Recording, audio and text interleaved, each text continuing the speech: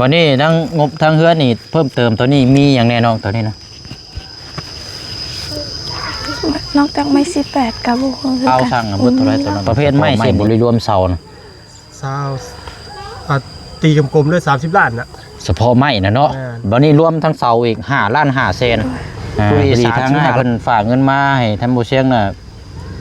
เป็นเงินบาทนั่น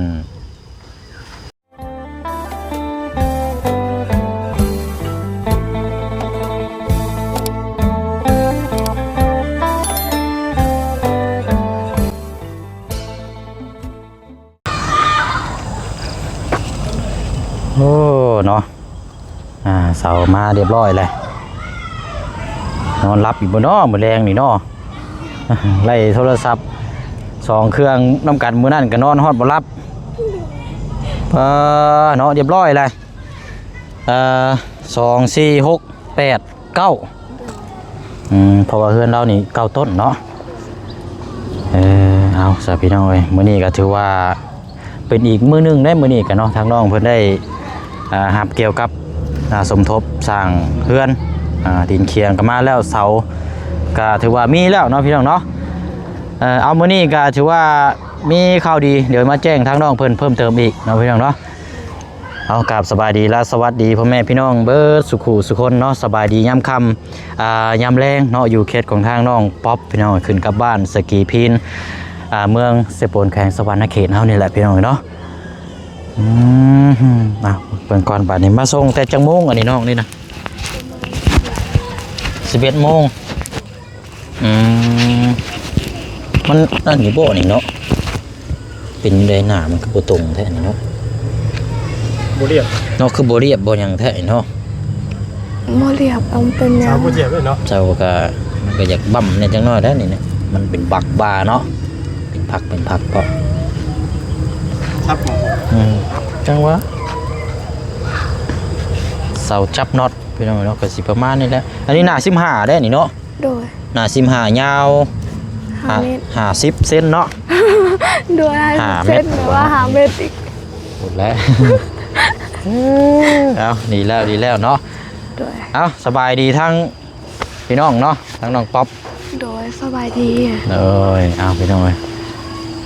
เนาะอันผู้เชี่ยงนี่ติดหนีทางกันน้องเพิ่นอยู่ในพี่น้องเพราะว่าเอาน้ำดื่มไปให้ทั้งสร้างโดนบ่มีเงินสดเลยเอาน้ำไปกินก่อนเพื่อนเอาหลังนี่บ่จักซื้อน้องไปจังละจะไปให้เราติดหนี้100,000 กีบยืมเลยเด้อยืมเงินไปให้ค่าน้ำ100,000 กีบเคยบ่มีผมเงิน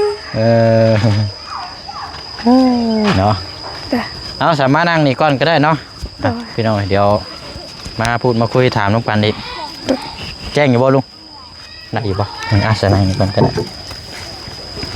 โอเคมานี่วันนี้ทั้งงบทั้งเฮือนนี่เพิ่มเติมตัวนี้มีอย่างแน่นอนตัวนี้นะนอกจากไม้18กับบุคคลคือกันมีแล้วประเภทไม้เส้นนี่ยังบ่ไม่18ทั้งบริษัทว่าพ่อหรือพ่อกับบ่ฮู้เพราะว่าจำนวนเราล้านปลายโอ้พอแล้วเนาะเพราะว่าเฮือนกว้างยาวนี่ขนาดนี่ซ้ำกันกับเพื่อนน้องจะดีแล้วเนาะโดย6x7เนาะเฮือนจะน้องจะดีบ่เป็น6x7 6x8บ่7ฮะ6x6คือใหญ่ได้ใช่คือบอก6x7บ่บ่แม่น6x66x6บ่6x6แล้วตัวเฮือน6x6นึงแต่ว่ายืนออกมากระไดเม็ดเดียวเป็น7บ่นั่นประเด็น6x6โอ้มันก็ใหญ่แล้วฉันมันก็เนาะสำหรับไม้นี่ก็สร้างจานลาวสร้างเบิดเท่าไรตัวนั้นนะเฉพาะไม้บริรวมเสานะเสาตีกลมๆด้วย30 ล้านนะเฉพาะไม้นะเนาะวันนี้รวมทั้งเสาอีก5 ล้าน5 แสนผู้ดี35 ล้านเนาะป้าพี่น้องเฉพาะไม้นะ35 ล้านแต่ว่านี่เสานี่มีแล้วไม่เส้นไม่พวกเส้นพวกคือพวกคางนี่บ่รวมป้าเรายังขาดลายด้วยเนาะหรือว่าเอารถขนาดลงจะเป็นอย่างเนาะนี่เขาจำเพื่อนนี่เป็นยังไงเพื่อนหลังเก่าดิ4x5เนาะเพื่อนไทยเพื่อนเจ้านี่ได้นี่4x6ปลูกไม้นี่ได้6x6เหมือนบ่4x6บ่ โอ้ แม่นเลย6เลยเนาะมันเฮือนมันบ่มีทรงซื่อ เบิ่งยากเนาะ มันคือน้อย มันบ่มันน้อยเพิ่น แต่ว่าเบิ่งแล้วมันนิดหน่อยได้หาเนาะ มันเป็นแต่ว่าเฮือนมันมีแบบมีทรงมันบ่มีมันทำเขาเบิ่งแล้วมันบ่ได้แบบเป็นทรงมันคือน้อย แม่นโอ้เนาะเอากะสิลาวๆขนาดซ้ำกันกับเพื่อนน้องใจดีขนาดเนาะ บ่เกินขนาดนี้เนาะ เพราะว่ามันก็เสากับเก้าคือกันเนาะ โดย เสากับเก้าคือกันแต่ว่าเฮาสิเฮ็ดยื่นไปแบบมันก็บ่งามอีกเอาพอดีพองามมันจังแน่นหนาประมาณนี้แหละทางบ้านน้องใจดีก็สร้างก็คือว่าสิหยุดอีกบ่มื้ออื่น มีการเสียชีวิต มีคนเสียชีวิตประชาชนพี่น้องทางญาติพี่น้องเราก็ได้สิยุติก่อนเนาะ โดย เอากาเท่ากับตัวนี้ในทีมงานก็ยังบ่ทันได้มีมาเพิ่มเนาะ โดย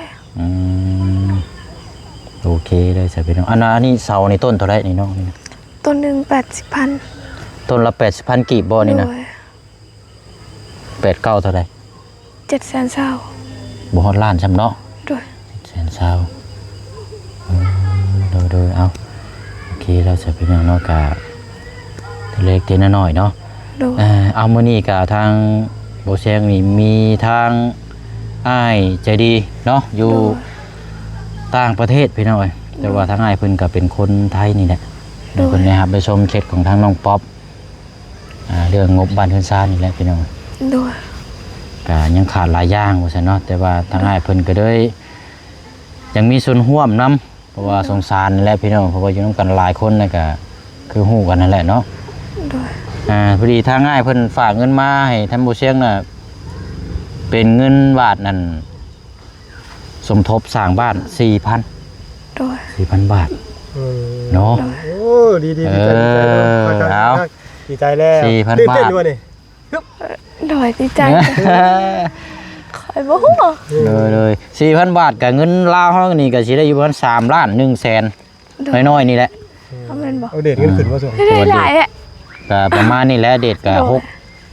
เต็มที่ก็680ได้อยู่ โดย ต่อ 1,000 บาทพี่น้อย4,000 บาทเนาะทางง่ายเพิ่นฝากสมทบมาเพิ่นก็บ่ให้ออกซื้อประสงค์ออกนาม โดย มีแต่ว่าได้บัดนี้เขาได้สมทบมีมาแล้วก็เขาสิจัดแจงเอาตัวใดก้อนบัดนี้เนาะ โดย สิเรียก เขามาเรื่อยๆจนกว่าสิพอนะ ตุนสิพอพอแล้วเนาะจะเก็บรวบๆไว้ก้อนนั่นแหละสิพี่น้อง โดย เพราะว่าหลักๆเลยก็สิเป็นเรื่องไม้แหล้วเนาะดุงเนาะ แม่ โดย รักเลยก็ปัจจัยแรกก็เรื่องไม้แหละเอาไม้สินก็ยังไงมันพอก่อน ให้พอก้อนเนาะมาเลี้ยง ค ก่ อ อย น หางบสร้างที่หลังอีก งบสร้างแล้วก็บานกบประตูหน้าต่างอิหยังโอ้ยเนาะ ลายอยู่ ถึงยี่ดอกพี่น้อยติดตามทั้งน้องเพิ่นอีกถึงยี่ดอกแต่ว่างบมาไว้ก็แม่นว่าอาจจะไปไว้เนาะ โดย งบมันนานมากก็มีแต่ว่าติดตามทั้งน้องเพื่อนนำกันยาวๆหมดแหล้ว โดย ไปไว้มาซ่ากะคือคนว่าเนาะมาไว้ไปซ่ากะมันก็อีกนึงพี่น้องเราติดตามกันนำกันยาว โดย ๆเอาก็เป็นข่าวดีมื้อนี้ก็เนาะเสาร์ก็มามื้อนี้ก็มีงบมาเพิ่มอีก โดย 4,000 บาท โดย เนาะ โดย เอาเดี๋ยวเงินจำนวนนี้เดี๋ยวสิเก็บรวมๆไว้ก่อนเด้อ โดย ว่าสิจัดแจงว่าสิซื้อหยังพี่น้องเอ้ยเพราะว่าหลักๆเลยก็คือเป็นพวกไม้นะคือเฮากันนั่นแหละไม่เซ็น โดยทางทีมงานเนาะ โดย ภา ภาษี ษีมีผู้ใหญ่แต่ละซ่องเนาะคนที่สมทบกันเข้ามา แต่ว่าทั้งทีมงานอยู่ช่องใดช่องหนึ่งถ้าเงินเขาสั่งไม้เขาก็สิสมทบเข้ากัน โดย มันพอได้ไปต้องเอาไม้มาก้อนบาดนี้นะหลักๆเลยกันเอ้ยเนาะดีใจนำหนึ่งเข่าหนึ่งน้ำนะพ่อเนาะเรียบร้อยแล้ว โดย โอ้หนึ่งไหวดอเพิ่นอยู่พี่เนาะ ยันฝนตกเด้ โอ้คือว่าย่านฝนตก เอาคันฝนตกเราสิหนึ่งเข้าปอนได้ อ๋อเอ้าเออคือว่าย้ายไปหนึ่งอยู่หลังนั่นดิโบแมนบ่ กะบางมือก็ย้ายบางมือก็คานไปเนี่ยแล้วก็นึ่งอยู่เฮือนเฮาเองนี่เวลาฝนบ่ตกเด้คันฝนตกมันจำเป็นนี่เลยก็ขอเฮือนเขาเจ้าบางมือก็ไปขอเฮือนน้าบ่าวนี่ แบบอยู่ย้ายไปอยู่ย้ายมานะเนาะ โดย เอาไปอยู่ให้กินกัน โดยแล้วมันยากเห็นแบบมันนึงเฮือนอยู่เฮือนเฮาสำบายกว่าเพราะว่าเฮือนเขาเจ้าก็อยากเฮ็ดกินคือกัน แม่นนั่นแหละเนาะ โดย อันว่าทางน้องชายเจ้าน่ะไปเฮ็ดเวียกอยู่ไสก็ อยู่เวียด อยู่เวียด โดย เอาข้ามไปเฮ็ดเวียดเลยบ่ โดย เอ้าเฮ็ดงานยังนั่นเนาะ เฮ็ดงานเฮ็ดกระสอบจังซี่นะ งานแพ็คกระสอบ โดยโรงงานยิบกระสอบแล้วก็เฮ็ดเป็นกระสอบเลยนะแบบคือกับข้าวตากนั่นน่ะ อืมๆวันเดือนเท่าใดเพิ่นจ้างนะ เขาบอกว่าเงินเดือน6 ล้าน แต่ว่าจักบ่ฮู้คือกันเพ เงิ ราะ น ว่า 6 ล้าน โดยกินข้าวเองเด้ เป็นทุกรายละเอียดได้ปะ โอ้โหล้านเวียดเนาะก็ลบออกไปก็แต่เงินลาวก็สิมา5ล้านประมาณนี้แหละ โดยแล้วก็เจ้ากินข้าวเองเด้ อ๋อซื้อข้าวกินเองอีก โดย โอ้ยเนาะเบิดแล้วซะนี่ เขาบอกว่าตอนเที่ยงให้กินข้าวเขาเจ้าอยู่ อืม กินแต่ตอนเที่ยงนะแต่ว่าอยู่หันเลยเห็นแต่ก็บ่ฮู้คือกันจักสิได้เท่าใด ลองเบิ่งเนาะไป โดย อยู่หาให้ดูเฮ็ดงาน โดย อันว่าทางนาว่าจะได้สาเราไปเฮ็ดงานอันอยู่ไสสาทางหัวหน้า แล้ว หน่วย บ่าวค่อยหันเราไปเฮ็ดงานอยู่บ้านเพืองบ่ค่อยบ่ฮู้คือกันนะ บ่แม่นอยู่กับน้องไม้นี่บ่จักดอกอันนี้ที่ว่าอยู่บ้านหัวรัวนี่ มันคือกันแต่ว่าโรงงานหันหลาย มันคนละโรงงาน ตัวไปเฮ็ดงาน3มื้อไข่แตกเลยเราอะกลับมานอนป่วยเลย แม่ เราก็ยังไปเฮ็ดคือเก่าอยู่บ่เดี๋ยวนี้ก็ ฮะ นานนาบ่าวเจ้านี่ ก็บางมื้อก็ไปบางมื้อแล้วเพิ่นบ่ได้ไป เพราะว่า อ้าว เพิ่นเจ็บหัวเด้แล้วแทบเวียกอยู่หันนักเห็นแบบเฮาหาก็แล้วแบบหาก็เศร้าเป็นไข้จังซี่ล่ะเฮาก็ยังบ่มีแฮงหลายแม่นบ่เฮ็ดอยู่หั่นน่ะมันต้องใช้แฮงเพราะว่าก็น้าบ่าวเคยบอกว่าแบบเฮาฟันอันนั้นบ่ฟันเล็กฟันบ่แม่นฟันหินในหินตัวบางใหญ่ๆหั่นน่ะ โอ้งานหนักเกิดอยู่ได้เนาะ โดยแม่ ท่านดินใช่บ่ หิน มองเดียวกันกับน้องไม้ โดย ทุบเนาะทุบดินทุบหยัง ทุบ นะ เพราะว่าอยู่หั่นมีแต่ทุบเบิดมีหลายแผนก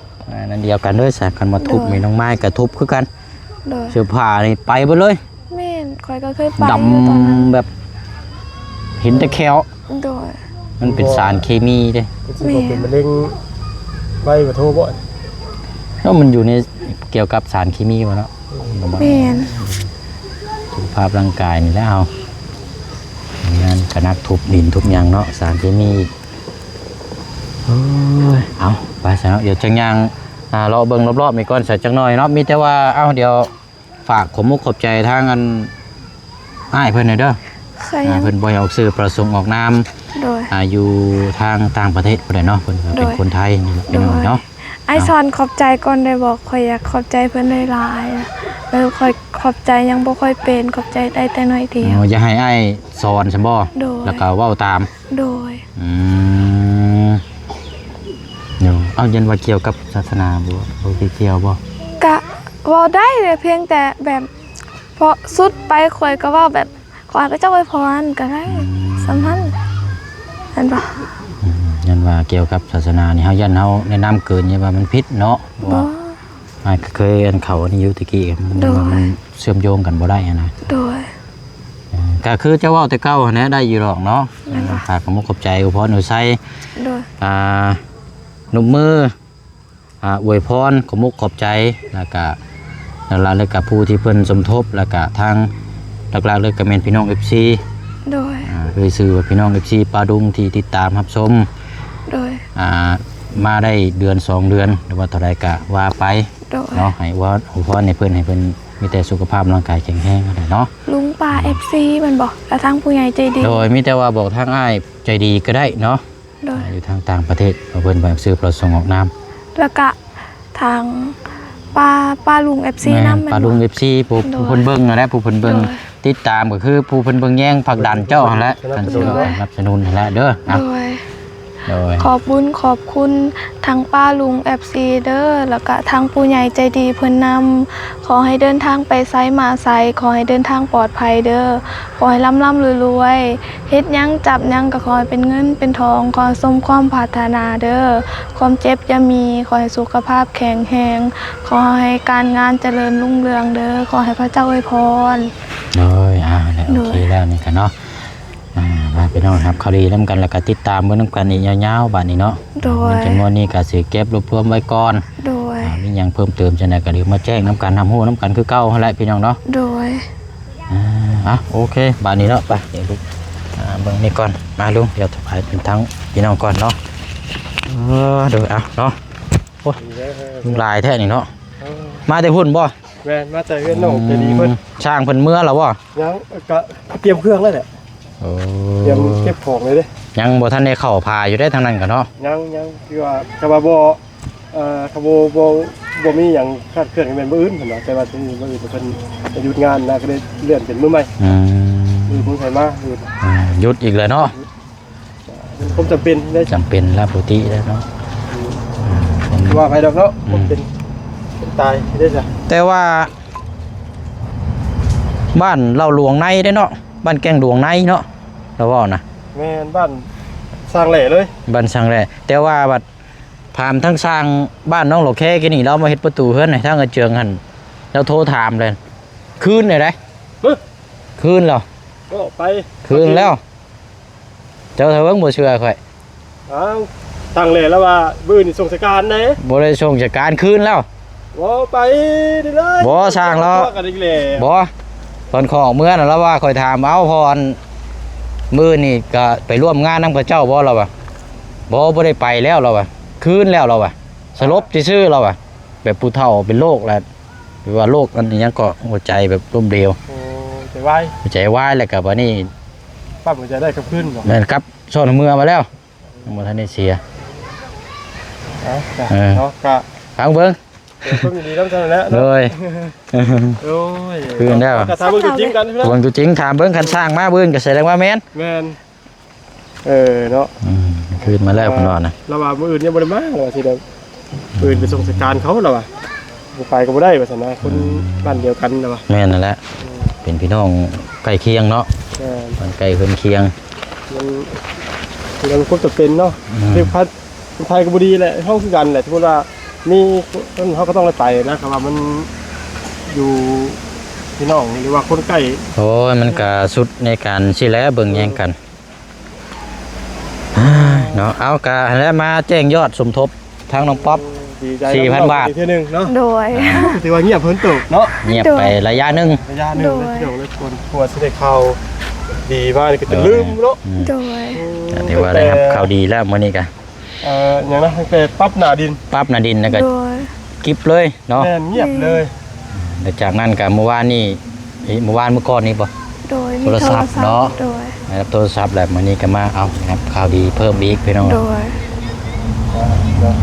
ก็ดีใจน้องๆเพิ่นเนาะ โดย ขอให้ทั้งผู้ใหญ่ FC หรือว่าผู้ใหญ่ใจดีทั้งหลายท่านเนาะที่ได้เบิ่งได้ติดตามอยู่เนาะก็ฝากสนับสนุนทั้งน้องเพิ่นเด้อเพื่อว่าเพื่อว่าจะให้น้องเพิ่นมีหม่องอยู่หม่องเช้าหม่องส้นหม่องพักหม่องอาศัยคือเครียดๆทั่วไปเนาะทั้งหมดเสียงแต่เพิ่น แล้วมันมาถึงขันนี้แล้วเฮาก็เบิกน้ำขันนั่นแหละเนาะ ป้าเป็นใหม่หรือว่าเป็นมันมันก็คือ สำตก อยู่ สำตกเฮเด้อนี่ โอ้ย ไปต่อบ่ได้เด้อนี่ แม่ โดย คันว่าไปต่อนี่ได้บ่เนาะ บ่ได้ แล้วเลยบ่ บ่ได้แล้ว บ่มีงบไปต่อนี่แล้วเด้อเนาะ โดย มันงบหลายแล้วก็มันไล่แต่เสานี่เนาะ โดย นั่นก็เบิ่งแยงน้ำกันนั่นแหละสองทาง เขาก็สิพยายามอัปเดตเรื่อยๆแหละพี่น้องเนาะ โดย ให้ทางป้าทุกคนเห็นว่าก็พยายามทางทีมงานแหละของน้องเพิ่นน่ะเนาะ เออ แล้วก็คือที่กับตัวน้องเพิ่นเองนะนำ แม่นหนึงมาก็ขึ้นอยู่กับน้องเพิ่นนำ โดย ขึ้นอยู่กับน้องเพิ่นนำแล้วก็ทางครอบครัว โดย ว่าสิให้ความสำคัญสำใด แม่ โดย อันนี้ ใจ แม่น ใจเนาะ เพราะว่าผู้ที่เพิ่นซอยนี่ฮาสิเว้าตรงๆเลยผู้เพิ่นซอยนี่เพิ่นเบิ่งได้เพิ่นเบิ่งไปมาหาสู่นี่เพิ่นบ่ว่าเพิ่นสิซอยก็ซอย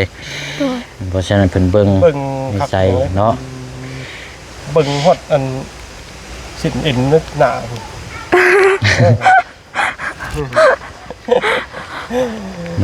เดี๋ยวจะคุยกับน้อง โดย เออ เอาตามนั้นแหละเนาะ โดย เอ้ยเอาว่าจังคุยนำกันบัดนี้ว่าหน้าทั้งกกมังมีนี่ก็ถ้าว่ามีการปลูกสร้างนี่จังใดก็ต้องเอาออกอยู่แล้วนี่เนาะ โดย เพราะว่าเฮือนนี่ก็สิปลูกอยู่ข้างนี่แล้วก็สิหันหน้าขึ้นไปพุทธ โดย ราวๆประมาณนี้แหละ โดย